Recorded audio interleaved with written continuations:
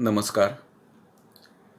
मी किरण भिकन भुजबळ एक कथा सादर करतोय. कथेचं शीर्षक आहे मल्टिप्लेक्स आणि लेखक आहेत राजेश मोरे. मल्टिप्लेक्स. संध्याकाळचा चहा झाल्यानंतर नेहमीप्रमाणे श्रीधरने पायात पांढऱ्या रंगाचे कॅनव्हास शूज चढवले आणि बाहेर फेरफटका मारण्यासाठी निघाला. तेवढ्यात स्मिता किचनमधून बाहेर येत त्याला म्हणाली, फार वेळ लावू नका, अमितचा होमवर्क घ्यायचा आहे. त्यानं ऐकलं, मात्र काहीही न बोलता घराबाहेर पडला. श्रीधरचे पाय आपसुकच थिएटरच्या आवाराकडे वळले. उजव्या बाजूच्या बोर्डवर जुन्या कुठल्याशा पोस्टरवर ओरखडलेल्या खुणा दिसत होत्या. थिएटरची इमारत निळ्या काळ्या ताडपत्रीत झाकलेली होती. फाटकातच त्याला तिथला जुना वॉचमन शिवराम आणि डोअरकीपर बाबू उगीच रेंगळताना दिसले. त्यांनी श्रीधरला पाहिले आणि जुन्या परिचितांकडे पाहून किंचित ओळखीचे हसलेसे करत पुन्हा आपल्या गप्पात रमले. डाव्या हाताचं सायकल स्टँड आणि स्कूटर पार्किंग रिकामं होतं. त्याच्या अलीकडे काही छोटी मुले हाफ पिच क्रिकेट खेळत होती. श्रीधरची नजर बुकिंग विंडोकडे गेली. सिनेमा नाय. बाबूनं श्रीधरचे लक्ष वेधून कर्तव्य दक्षतेने माहिती पुरवली. माहिती आहे. श्रीधर उगीच हसला. चाललो होतो जरा, तर आलो सवयीनं.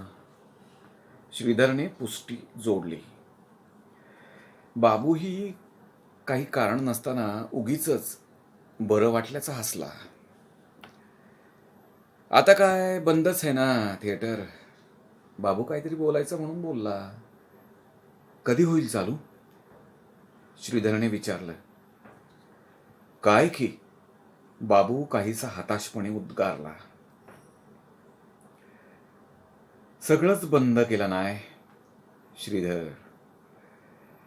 हा ना. तुम्ही कसं काय इथं? बाबू बोलला. राहवत नाही. रोजची सवय होती ना. टाकतो एखाद दुसरी चक्कर. मग आणि आपले शिवराम बुवा आहेत ना अजून देखरेखीवर. श्रीधर म्हणाला. पाडणार आहेत म्हणतात. शिवरामनं दोन्ही हात मागच्या बाजूला बांधत म्हटलं. का? श्रीधरच्या तोंडातून आपोआपच निसटलं. आता काय हे साहेब लोकांचं काय कुणाला माहीत. शिवराम म्हणाला. किंचित काळ उगीच शांतता पसरली.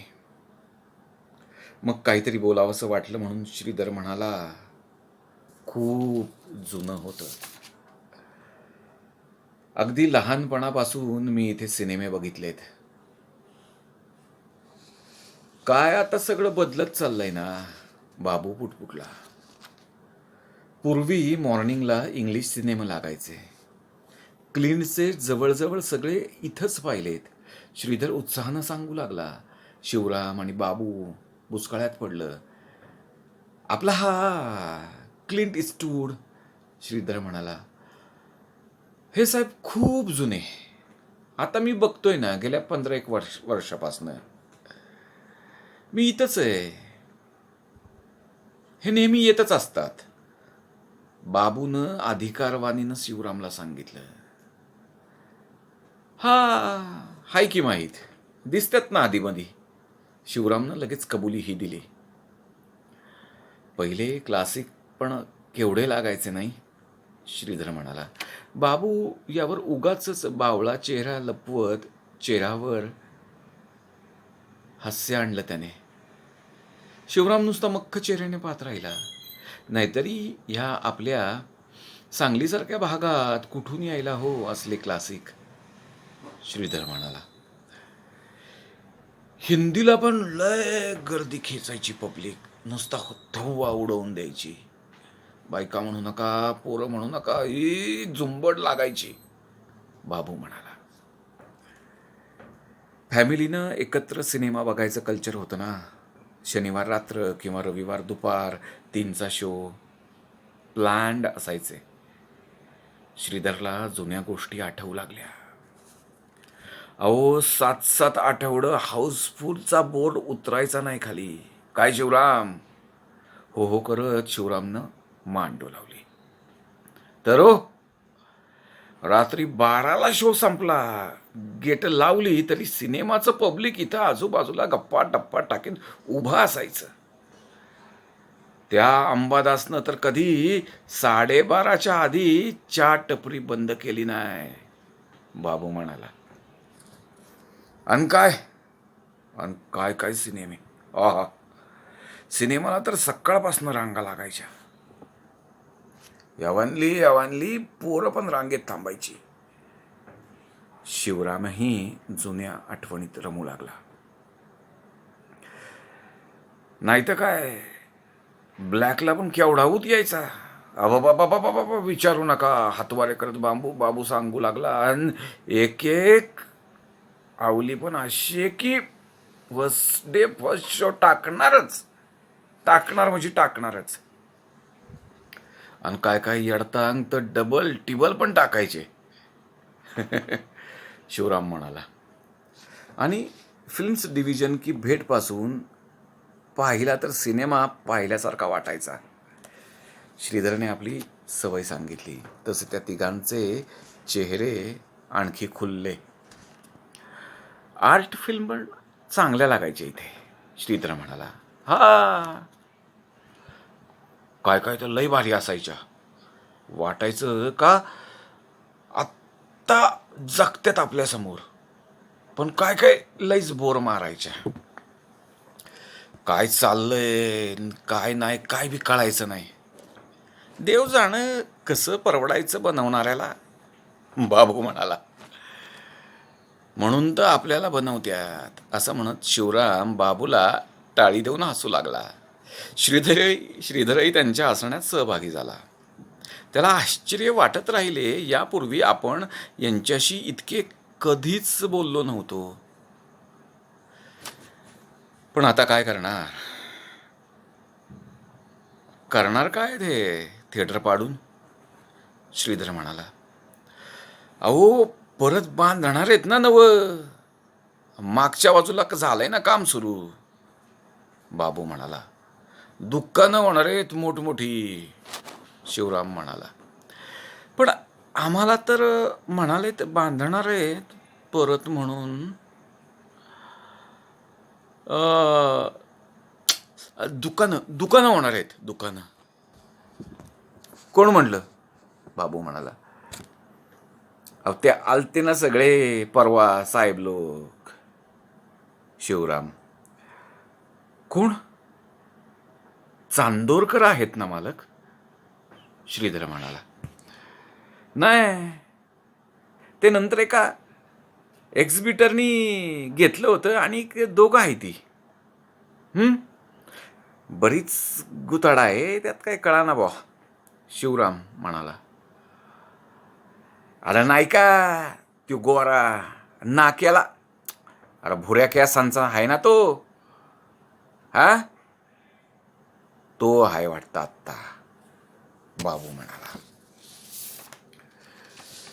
काय की मॅनेजर तर म्हणले 1.5 महिन्यात होते काम सुरू. मोजमाप घेतलीत कसली कसली त्यांनी. पुण्याचा मोठा इंजिनियर पण आलता. शिवरामनं आणखी माहिती पुरवली. मग तू काय रिटायर का दुकान झाल्यावर? बाबूनं मुद्दाम टोमणा मारला. नाही ते ठेवणार आहेत म्हणालेत. शिवराम म्हणाला. बास्की. हा, किती आता बुवा, किती वर्ष? बाबू म्हणाला. चालल तर करायचं, घरी बसून तरी काय करणार. 60 3 साठावतीन. 63 हाय साहेब माझं वय. 63. शिवराम स्वतःच्याच कौतुकात बोलला. गप्पांच्या नादात अंधार कधी पडला कळलंच नाही. अजून थोडा वेळ ते तिथं रेंगाळले आणि मग श्रीधर बराय म्हणून निघून गेला. बाबा, पृथ्वी जर गोल फिरते तर आपण पॅराशूट घेऊन हवेत एकाच ठिकाणी तरंगत थांबलो तर दुसऱ्या दिवशी आपण अमेरिकेला पोहोचू का? 12 वर्षाच्या अमितनं प्रश्न केला. त्याच्या असल्या प्रश्नांची आणि जिज्ञासू वृत्तीची श्रीधरला नेहमीच गंमत वाटे. किती मजा ना? घ्यायचं का पॅराशूट? निदान वरचेवर अमेरिकेला तरी जाता येईल. विमानाचा केवढा खर्च वाचेल? स्मितानं जोरदार उत्साहानं श्रीधरला विचारलं. अगं काहीतरीच काय? असं कधी होतं का? श्रीधर म्हणाला. किती बाई माठपणा करावा एखाद्याने? स्मिता उद्गारली. माठपणा काय त्यात? बघ ना लॉजिकली. अगं कसं शक्य आहे? काहीतरीच काय? श्रीधर म्हणाला. इश्श, कसला सेन्स ऑफ ह्युमरच नाहीये तुम्हाला? स्मिता म्हणाली. एकतर चुकीचं बोलायचं आणि मान्य नाही केलं तर सेन्स ऑफ ह्युमर नाही म्हणायचं. श्रीधर म्हणाला. बरं बाई, राहू देत, नका घेऊ पॅराशूट. पण आमच्या नशिबात थोडीच आहे अमेरिका. याच्यामुळं चांगला योग आला होता फुकटच्या फाकाट जाण्याचा, तोही घालवा. स्मिता. तू पण नायक म्हणत श्रीधरने रिमोट हाती घेतला. म्यूट करू नका, एवढ्यात लागेल आता. स्मिता म्हणाली. बाबा सांगा ना. अमित मध्येच बोलला. त्या मिहीरचं एक. पुढं काय होणार आहे कुणास ठाऊक. कोण मिहीर? घ्या, तुम्हाला एक काही माहिती नसतं. अहो बाबा, तो मिहीर नाही का? त्याचं आता यामिनी बरोबर अफेअर चाललंय तो.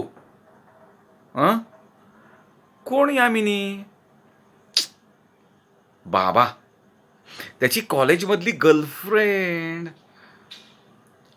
घ्या, याला तर सगळंच माहिती आहे. म्हणून त्याची बायको जाम भडकली आहे त्याच्यावर. सारखी यामिनीशी वाईट वागते. ती रत्ना आहे ना. आता रत्ना कोण? मिहीरची बायको. लग्न झालंय त्यांचं गेल्याच महिन्यात. काय? अहो त्यात इतकं अचंबित होण्यासारखं काय नाहीये. ठीक आहे, ठीक आहे. किती बाई सिरियस व्हावं एखाद्यानं? स्मिता. हे नॉर्मल आहे. जाऊ दे, तुमच्याशी बोलण्यात अर्थच नाही. अरे कमालच आहे. चला, मी आपली वाढायला घेते. बाबा, कॉलेजमध्ये गेल्यावर सगळ्यांना असतात का हो गर्लफ्रेंड? हे ऐकता क्षणी श्रीधर अवाक. पुस्तक पुस्तक काढ आधी. कुठे आहे पुस्तक? कोणतं आहे? भूगोल. धडा काय? पृथ्वीचे परिवलन आणि परिभ्रमण. सोपं आहे. पृथ्वी स्वतःभोवती फिरते तशीच ती सूर्याभोवती फिरत असते. म्हणजे एक प्रकारे आपल्यासारखंच. म्हणजे काय स्मिता? काही नाही, चला जेवण घ्या आटोपून. जेवण झाल्यावर रात्री गॅलरीत पुस्तक चाळत बसणं श्रीधरला खूप आवडे. निरनिराळ्या विषयावरची बरीच पुस्तकं त्यानं जमा केली होती. गेले काही दिवस त्याला समथिंग रॉंग फिलिंग मधून अधूनमधून दाटून यायचं. नेमकं काय होतंय कळत नव्हतं. आजही त्याला कसलीशी हुरहुर उगीच वाटत होती. पुस्तक चाळता चाळता राहून राहून त्याचं लक्ष लांबवर अंधारात दिसणाऱ्या निऑन साईनकडे जात होतं. थोडा वेळ टक लावून पाहिल्यानंतर श्रीधर खुर्चीत डोळे मिटून बसला. त्याला त्याच्या बाबांचा मित्र सत्तार आठवला. सुरकुतलेला, निळी टेरिकॉटची पॅन्ट, नॅरो बॉटम अन बऱ्याचदा चॉकलेटी रंगाचा स्वेटर, खांदे खांदे काहीसे पुढच्या दिशेने झुकवलेले अन सर्वात अबोल. आपल्या बाबांशी याची दोस्ती कशी याचं श्रीधरला नेहमी आश्चर्य वाटायचं. सत्तारबद्दल एक प्रकारचं कुतूहलही वाटत राहायचं, कारण तो त्या थिएटरमध्ये प्रोजेक्शनिस्ट होता.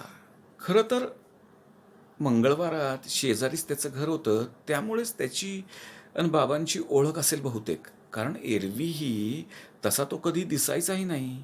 सिनेमाचं थिएटर मनात कुठेतरी घर करून राहिलं होतं. बाबांनी त्या थिएटरात श्रीधरला पुष्कळ सिनेमे दाखवले होते. तांबड्या निळ्या रंगाची तिकीटं, लाल रंगाच्या खुर्च्या, काचेच्या आत लावलेले छोटे छोटे पोस्टर्स. थिएटरला स्वतःचा एक वास असे. पिवळ्या आणि लाल रंगानं रंगवलेल्या भिंती, पडदा सरकवून आत पाऊल टाकताना जाणवणारा गडद अंधार. अजितनं लॅपटॉप उघडून दाखवायला सुरुवात केली. नाजूक आणि सुबक दिसणाऱ्या त्या चौकोनी बटनांवर हलकेच बोट टेकवत तो एक एक गोष्ट सांगू लागला. अजित, श्रीधर, स्मिता तिघही कुतूहलानं पाहत होते. अजितनं एवढ्याशा स्क्रीनवर त्यांना बरंच काय काय दाखवलं, सांगितलं. लॅपटॉप घेतल्याचं श्रीधरनंही कौतुक केलं. मात्र ह्या कॉलेजात शिकणाऱ्या मुलाला कशाला लागतो लॅपटॉप, अशी बारीकशी कुरकुरही त्यानं केली. स्मिताला मात्र त्याची कुरकुर बिलकुल पटली नाही. पुतण्या आवडीनं काही दाखवायला आला तर त्याचं कौतुक करावं असं तिचं प्रामाणिक मत होतं.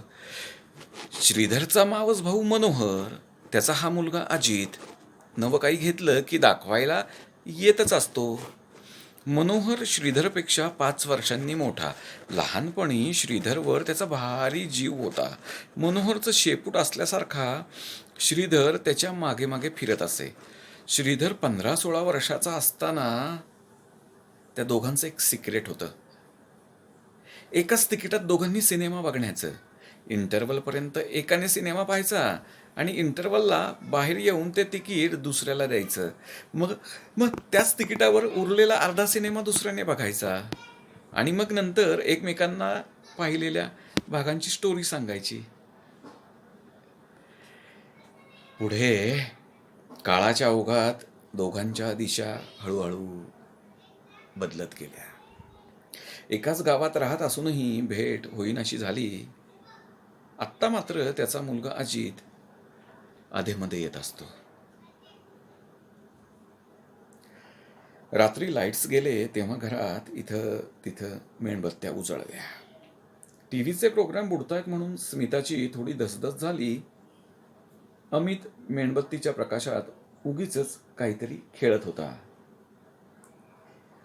पूर्वी आम्ही रात्री दिवे गेले की कंदील लावायचो. भिंतीवर मांजर, कुत्रा, हरिण अशा हातांच्या सावल्यांचा आकार करता करता करता श्रीधर बोलला. अमितला एकदम उत्सुकता वाटली. तो श्रीधरच्या जवळ जाऊन बसला. श्रीधर त्याच्या बालपणातल्या गोष्टी सांगू लागला. बाबांनी श्रीधरला कंदील कसा लावायचा ते शिकवलं होतं आणि मग कंदिलाच्या पिवळ्या धमक प्रकाशात बाबा त्याला काही प्रकारच्या गोष्टी सांगायचे. गोष्टी ऐकता ऐकता तो कधी झोपून जायचा त्याला कळायचंही नाही. बाबांचा तो कंदिलाच्या प्रकाशात दिसणारा चेहरा, हलणारे ओठ, सगळंच त्याला आठवत होतं. स्मिता, अमित दोघंही मन लावून ऐकत राहिले. अंधारलेल्या रूममध्ये मिणमिणत्या मेणबत्तीच्या प्रकाशात श्रीधरचा आवाज उमटत राहिला आणि अमित, स्मिता आपापल्या कल्पनेनं त्याच्या गोष्टी रंगवत राहिले. त्यानंतर कितीतरी वेळ ते तसेच बसून राहिले. मेणबत्तीची ती इवलीशी ज्योत आणि खोलीवर सर्वत्र पसरलेला गडद अंधार आल्हाददायक वाटत राहिला, मंत्रमुग्ध झाल्यासारखा. वाळू रगडल्या जाणाऱ्या पिवळ्या यंत्रासमोर आता कसलीच इमारत नव्हती. वाळू रगडल्या जाणाऱ्या पिवळ्या यंत्रासमोर आता कसलीच इमारत नव्हती. सगळं ओक ओक वाटत होतं. सगळं ओक ओक वाटत होतं. श्रीधर अंबादासच्या टपरीसमोर काही वेळ घुटमळाला. मग एक कटिंग मागवून तो समोर पाहत राहिला. त्याला जुनी थिएटरची इमारत आठवली. रविवार असला की सिनेमाचा प्लॅन असायचा, दुपारचा शो. दिवस तसा उशिरा सुरू व्हायचा. श्रीधरच्या बाबाकडे फणेरी पेटी असायची, काळी तुकतुकीत. पेटी उघडून बाबा दाढीचं सामान काढावयाचे. श्रीधर बनियनवर त्यांच्याच पुढे टक लावून त्यांना निरखत बसे. गोदरेज साबणाची गोल वडी, त्यावर दाढीचा ब्रश गोल गोल गोल गोल फिरवायचे. चांगला फेस तयार व्हायचा. मग गालाला सगळीकडे ब्रशने तो फेस लावायचे. ब्लेड काढून व्यवस्थित रेझरमध्ये घालून गाल फुगवून गालावर फिरवायचे. मध्येच ओठांचा चंबू करायचे. असं 2-3 वेळा घोटून घोटून दाढी केल्यावर कात्रीने आल्हादशीर मिशा कोरायचे. फणेरी पेटीला टेकून ठेवलेल्या निळ्या नक्षीदार चौकट असलेल्या त्या छोट्या आरशात ते आपला चेहरा मग एकदा इकडे एकदा तिकडे असा करत पाहायचे. मोठा झाल्यावर आपणही अशीच दाढी करू असं वाटून श्रीधरला मजा वाटे. आणि मग आंघोळी उरकून सिनेमाला निघण्याची तयारी होत असे.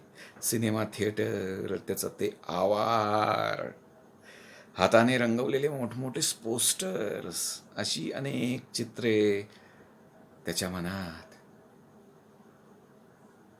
तरळून गेली. दारावरची बेल 2-3दा वाजली.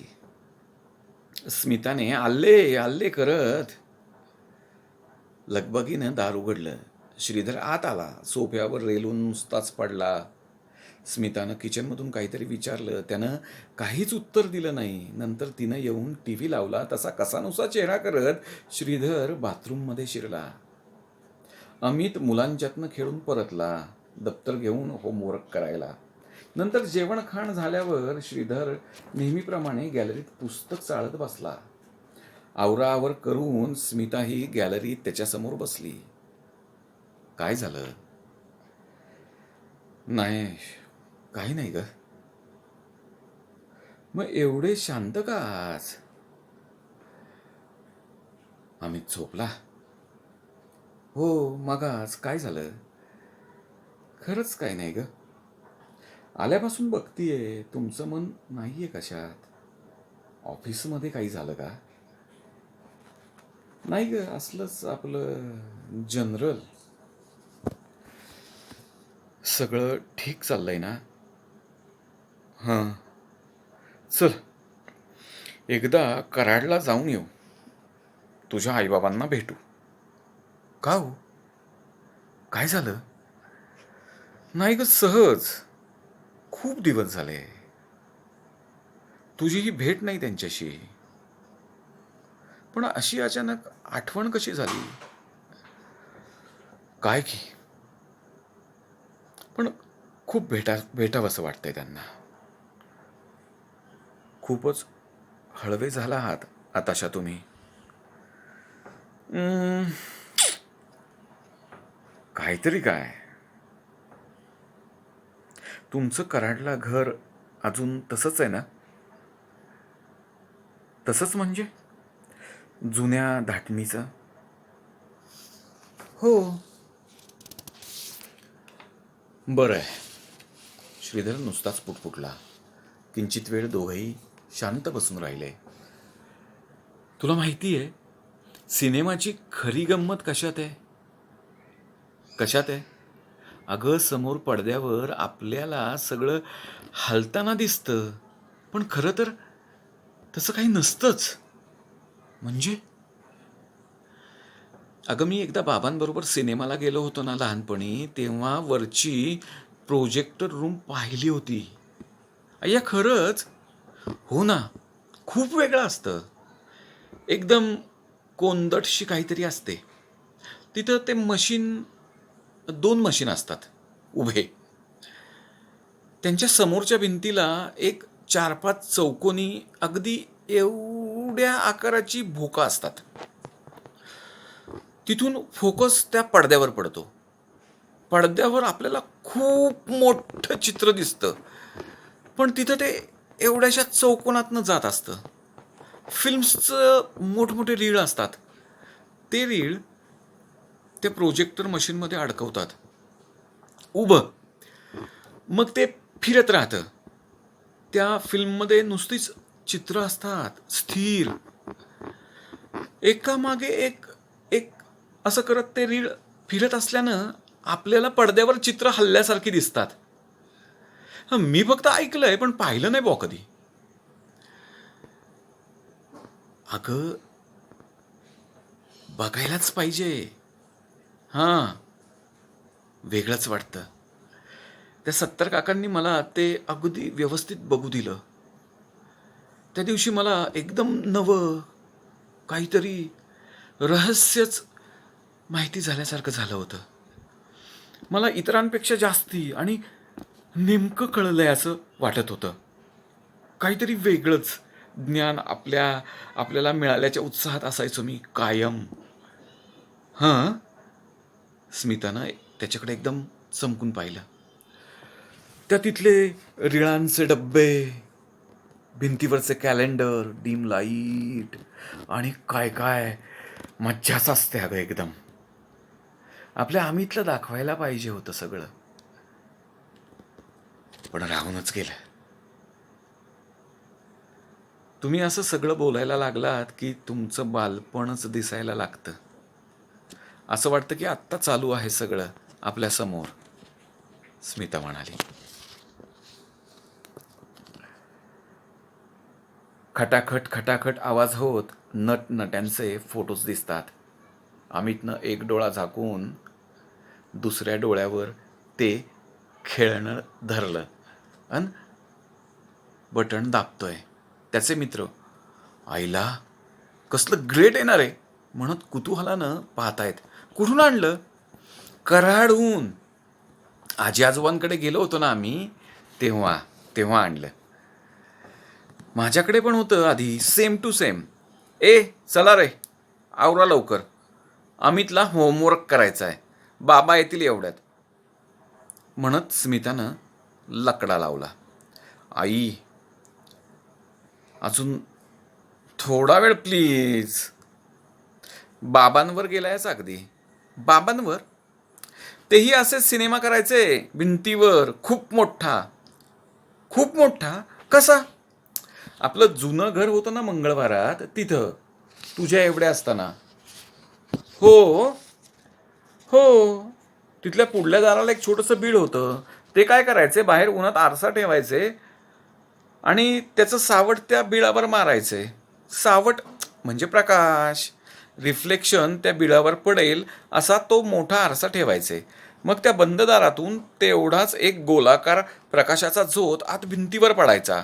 मग मग त्या बिळामागे भिंगाची काच धरायचे आणि त्यापुढे फिल्म. मग मग काय, भिंती एवढं मोठं चित्र दिसायचं. खरंच. मग तुला कोणी सांगितलं? त्यांनीच. मग मला कसे काही नाही म्हणाले? ते आता त्यांनाच विचार. चल आता आवरा हा पटकन. बाकीची मुलं आपापल्या घरी गेली. टीव्हीवर नेहमीची सिरियल चालू होती. थोड्याच वेळात श्रीधर आला. अमित फुरंगटून बसला होता. आधी ते श्रीधरच्या लक्षात आलं नाही, पण थोडा वेळ जाताच त्याच्या ते लक्षात आलं. मग जेवणाच्या टेबलवर श्रीधरनं अमितचा रुसवा जाणून घेतला. आणि आपल्या इथं बिल्डिंगमुळे ऊन मिळत नाही, मग आरशाचा प्रकाश पाडता येऊ शकत नाही, म्हणून आपल्या घरात तसं भिंतीवर मोठं चित्र तयार करता येत नसल्याचं सांगितलं. अमित मात्र पुन्हा पुन्हा भिंगाची काच, आरशाचा प्रकाश, जुनं घर याविषयी विचारतच राहिला. दिवस तसे बरे चालले होते, परंतु जुन्या थिएटरच्या आठवणी श्रीधरच्या मनात रेंगाळून राहिल्या होत्या. अधेमध्ये त्या तो स्मितालाही सांगत असे. अशातच गावात आता नवं मोठं थिएटर उभं राहिल्याची बातमी त्यांच्याही घरात येऊन पोचली. श्रीधरच्या जुन्या आठवणी ताज्या झाल्या. बराच मोठा काळ थिएटरमध्ये जाऊन सिनेमा न पाहिल्यानं सगळेच उत्सुक होते.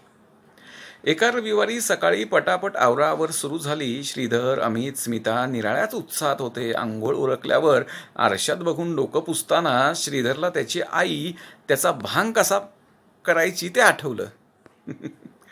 श्रीधरनं अमितला जवळ बोलवलं. घरातनं बाहेर पडताना भिंतीवरच्या बाबांच्या फोटोकडे श्रीधरचं लक्ष गेलं आणि मग उगाचच त्याचा चेहरा किंचित उजळला.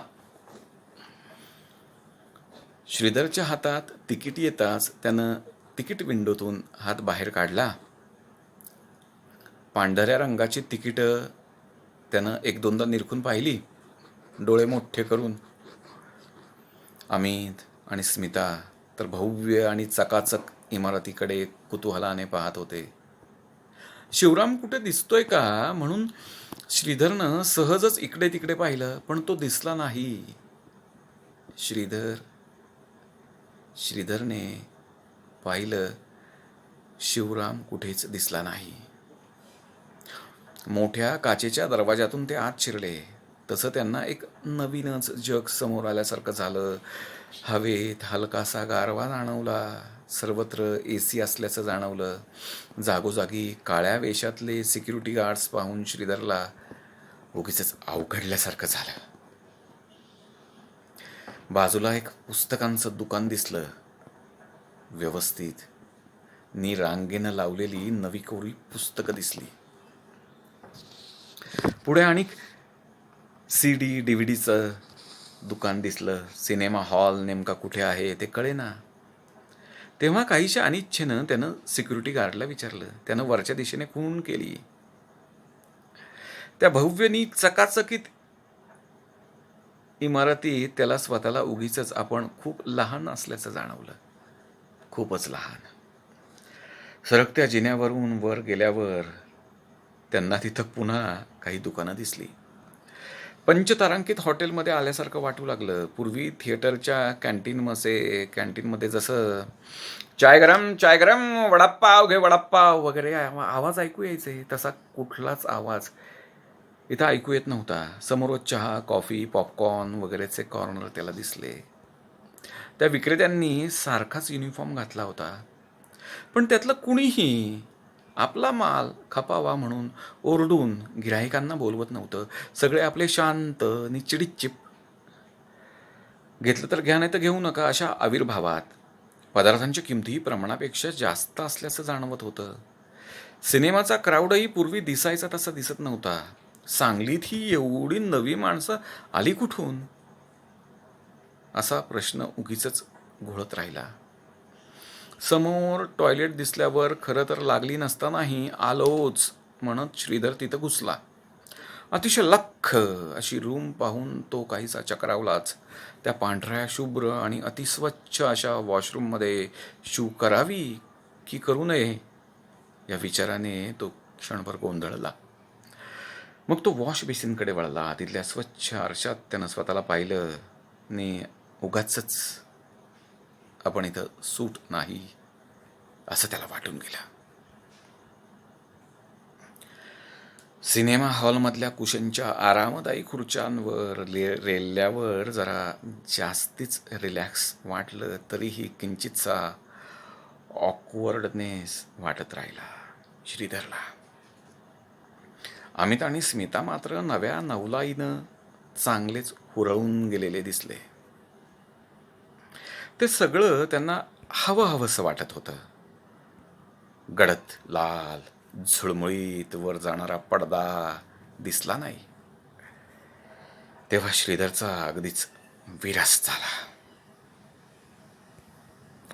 इंटरव्हलमध्ये थिएटर कसलं ग्रेट आहे यावर स्मिता आणि अमित उत्साहानं बोलत होते.